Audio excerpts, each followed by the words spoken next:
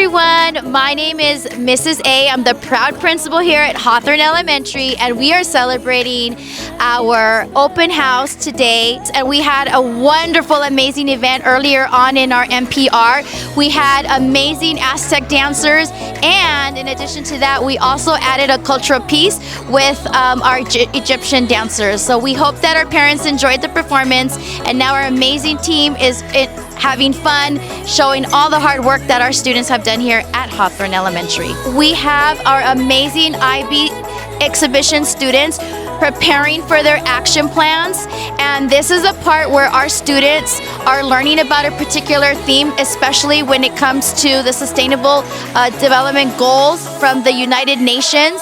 And as you can see, our parents are really excited. Our students are selling items to help promote and to help show the importance of their particular theme.